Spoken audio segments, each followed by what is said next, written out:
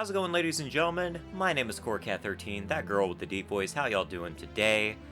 It has been a long time coming, but we are finally back with Super Mario 64. I took a bit of a hiatus for personal reasons that I might get into in an actual update. I don't know yet. But regardless, last time we defeated Bowser in the Dark World. We collected the caps. We did some business in Jolly Roger Bay, and we started up Whomp's Fortress. We did quite a bit last episode. It was a lot of fun. This episode, we are just gonna kind of hang out in the first floor for a little while, and we're just going to continue as normal. Sound good? Sounds good to me. Let's head off to Jolly Roger Bay.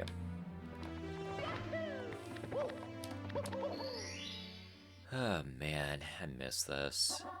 Can the eel come out to play? No. I don't want him to come out to play. He's fucking creepy. Alrighty. So, how's it been, ladies and gentlemen? It is April the 7th, 2021, whenever I'm recording this. At 7:15 p.m.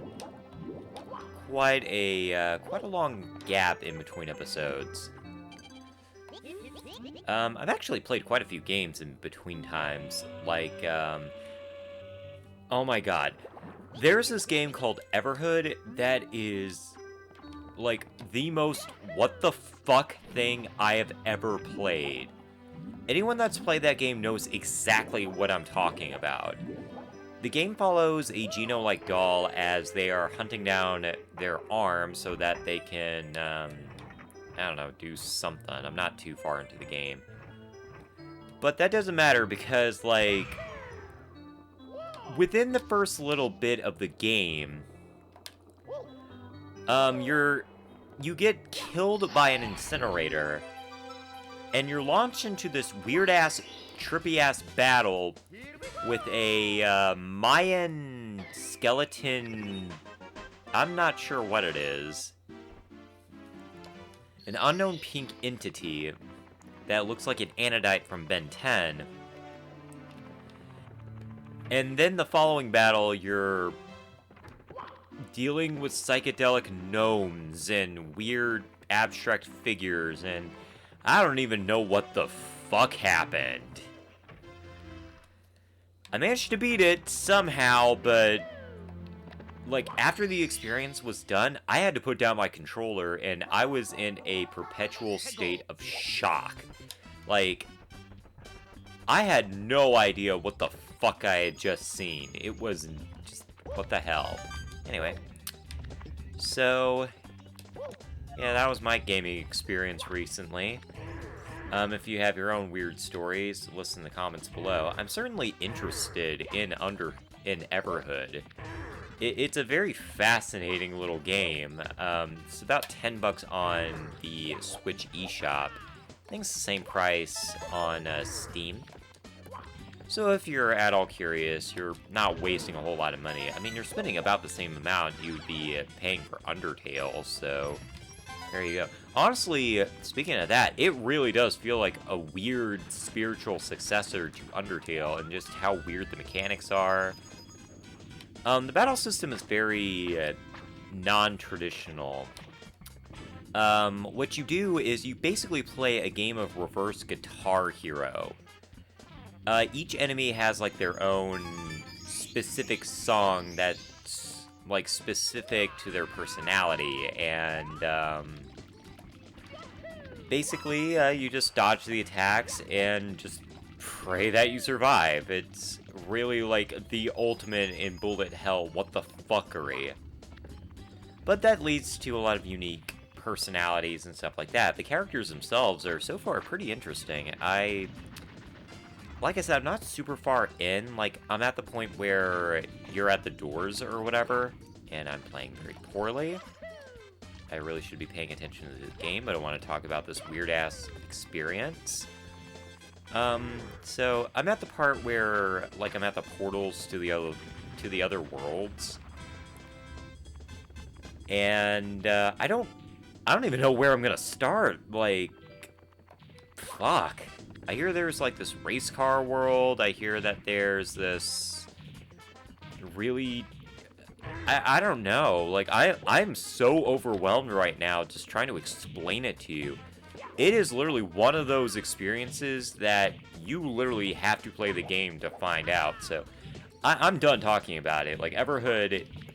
I'm just gonna say it right now, it's happening on the channel. Like, I gotta play that game on the channel. It's happening. Like, I have to show you guys just exactly how weird that game gets, because it's something else. I don't know what the hell it is.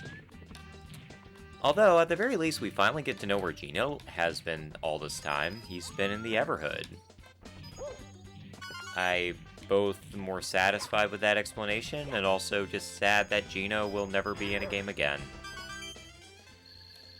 Yep. Anyway, we collected the 8 red coins. Let's see here. Have we collected the... We have not collected the 100 coins. We might as well do that. I mean, this is probably the easiest stage to get the 100 coins in the entire game. Like, I think I initially was going to do them, like, all in a row, or whatever. Very similar to how I did Mario Sunshine, but you know what? This one's pretty easy, so we might as well just show how to do it. Like, it's so easy to do. Let's see. Oop. Yeah, that was not a very good position there. Mario! Mario, work with me. Work with me, Mario. So anyway. I guess in terms of other gaming experiences I've had recently, holy shit, I nearly fell off the cliff there! That's crazy. You're crazy, man. You're crazy. Talk to the bomb. I actually managed to get to the final boss of Mega Man 7. And, according to my research, or whatever, I found out why that game is so hard. Like, the end boss is so difficult. Yeah, so, Keiji Inafune intentionally made it difficult. Like, he said, oh, make it as hard as possible. So, yeah. That was interesting. I didn't expect that, so...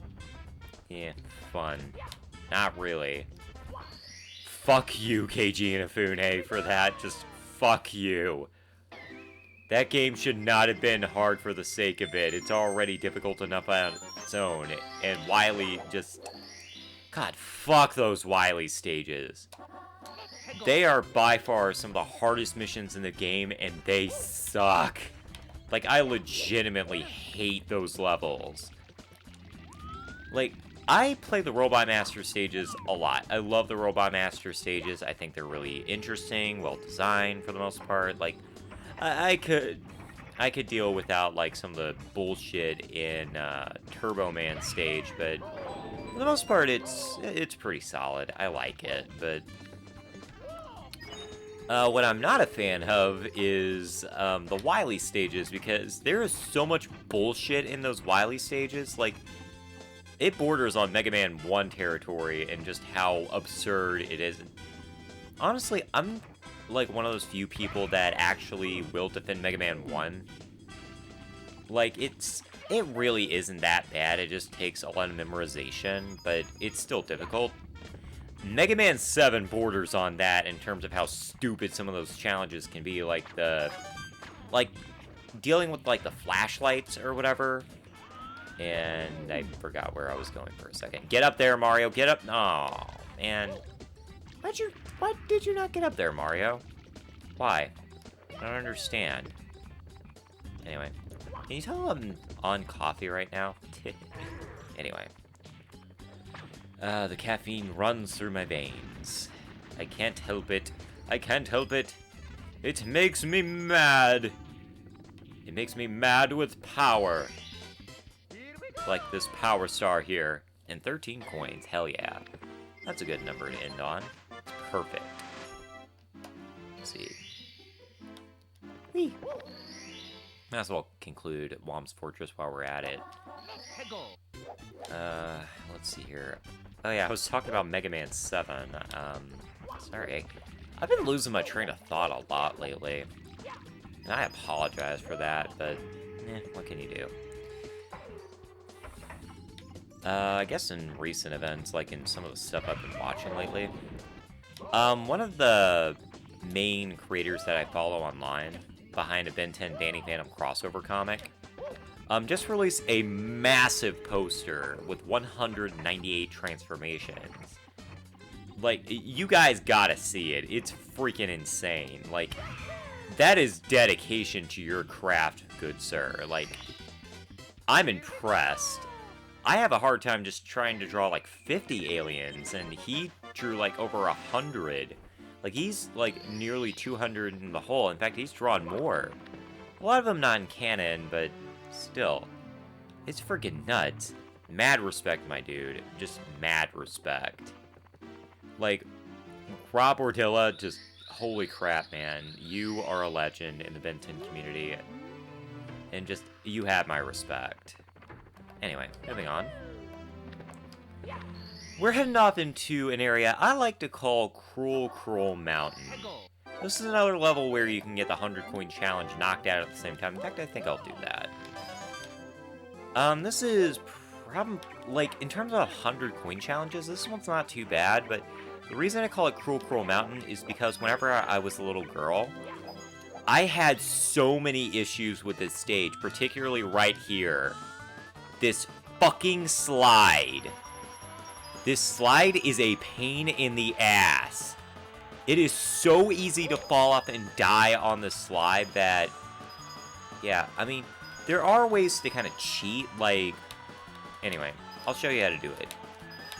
You gotta let go of the gas whenever you're making turns, so basically let go of the analog stick and make slight hits to it. Like, if you make too many awkward turns like that, you're gonna fall off the edge and die, but if you time it just right, you'll be just fine. Look at that, we got a power star. But I don't care about that power star, and I don't give a shit about your baby. That baby can go fuck itself, it's an asshole. We're gonna keep going, and we're gonna grab 100 coins, and it's gonna be awesome. I don't know what the hell I'm talking about, man. I can tell whenever I just haven't recorded in a while, because I just end up talking about bullshit. Although I did actually have a lot to talk about, like, this recording session was going to happen earlier. However, in the aforementioned just, like, long period of time where I just couldn't record anything, yeah, that was mostly the reason. And I'm not gonna promise that I'm going to make the update, but let's just say it does involve a lot of important stuff, like mental health-wise. I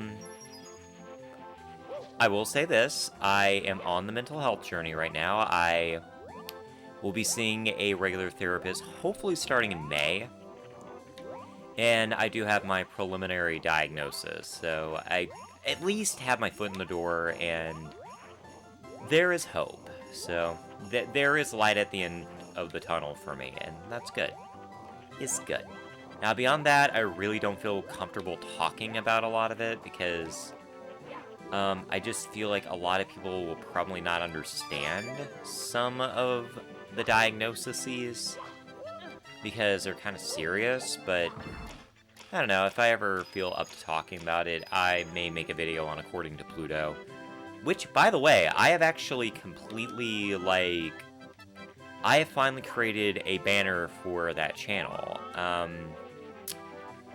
It was a long time coming, but I finally made a banner for the channel. I actually made a banner for my long-since-dead Tumblr account, which I have actually recently uploaded a lot of artwork, which some of them are actually Earthbound related, so if you're curious, with, like, what if Ben Tennyson were, like, a member of Gygas's race, or a member of the Woolly Shamblers? It's actually on that account right now, and it's actually really good stuff. It's, in my opinion, some of my best work, so I highly recommend you look into it. The links for that are on my channel right now, so yeah, anyway. There's a 100 coin star for Cruel Mountain, and, yeah, fuck you. Yeah. Yeah. You did it, Mario. You did it. Yeah, brush that mustache. Whoo, doogie. I feel like ending the episode here, but I kind of don't. You know what? We'll continue. We haven't really done a whole lot this episode, so might as well continue our wonderful journey here in Cool Coral Mountain. Which I find to be interesting that I'm in an ice world right now because we recently just kind of had our cold snap, which if you live in Texas, you're kind of aware of like the Easter cold snap. It happens every year, like clockwork, and I don't know, it's very fascinating. I don't know why it happens, but yeah. It's basically our last big cold snap before things start heating up in the summer. So basically, like, beyond Easter, it's basically, like, getting us ready for summer. What the hell was that? What was that? That was pathetic, Mario. You can do better than that. Try again. Try again. We are not accepting failure here, Mario. Mario, you bastard. Anyway, moving on. But yeah, so Easter's kind of come and gone. Honestly, I didn't even notice it because, I don't know, after you start working retail or whatever, or just kind of get into adulthood, you don't really think about it. Like, holidays kind of become meaningless because if you work retail, you can definitely relate to the fact that you have to work holidays a lot, so yeah, it just kind of, like, there are certain holidays I do ask off, like Thanksgiving and, like, around Christmas, mostly just because, like, I do have events that I want to get to, but, you know, at the same time, it's like, I need a paycheck, so, yeah, so, fun times. So yeah, Easter to me really doesn't mean anything, especially since I'm an atheist. Like, Easter really doesn't mean a damn thing to me. It's like, okay, it's a Christian adaptation of a pagan holiday that was originally done by the Norse people, so why should I care? So to me, it's basically just another day. I mean, it's cool, and it's like a nice celebration of, like, fertility and, like, just life in general. Life renewal. But I don't know, to me it just, it really means nothing. No offense to people that really care about Easter, but it's just like, to me, it's like, it's one of those empty holidays. Though it does lead to a particularly trippy Charlie Brown special, which I watch with my mom every year. It's just kind of our tradition. We watch It's the Easter Beagle, Charlie Brown, and it's a really cute little special. It's not one of their best, but I really do enjoy, like, the Easter Beagle special. It's silly, it's lighthearted. And it's actually one of the few specials that doesn't really focus on Charlie Brown himself. It actually focuses more on, like, the other characters and how they react. Like, it's more of a Peppermint Patty and Linus special rather than a Charlie Brown special. Like, he's there, but it really doesn't focus on him. Like, the Valentine special or the Christmas special, which significantly focus on him. But, you know, not all the Peanut specials really have to focus on Charlie Brown. Like, you know, they can focus on other characters, and they're all interesting in their own right. They're simple, but they're really interesting. Like, I enjoy cursing out Lucy and just how much of a bitch she is. Peppermint Patty and her ever-frustrating, like, Marcy, please get out of that relationship. I know that you're in love with Peppermint Patty, who you can't convince me otherwise. Peppermint Patty is definitely trans. Like, it was very cool of Charles Schultz to include the very first trans comic character. Like, to me, Marcy, or either Peppermint Patty is, like, a trans character. Like, I can't tell in what direction. Like, maybe they're non-binary.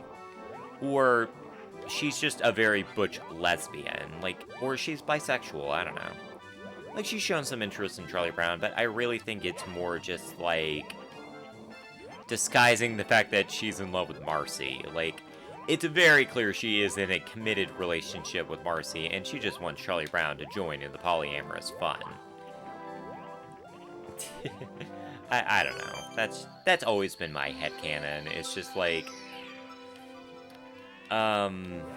like, she kind of flirts with Chuck, but she really doesn't have feeling for him. She's just masking the fact that she likes Marcy, she's gay, and you know what? If that's the case, good on her, and good on that time period for just embracing that. But anyway, that's gonna be it for this episode. Sorry I've rambled a lot, but you know what? I feel good being back in action. It feels good. It really does. So, stay tuned next time for more Mario 64 episodes. You're going to be getting quite a few of these, just simply because at this juncture in my life, I just need, like, my comfort food, and Mario 64 is my comfort food. I return to this game so often, whether on the Nintendo 64 or the Switch. And you know what? I may get into that next episode, so I'll see you guys later. Bye.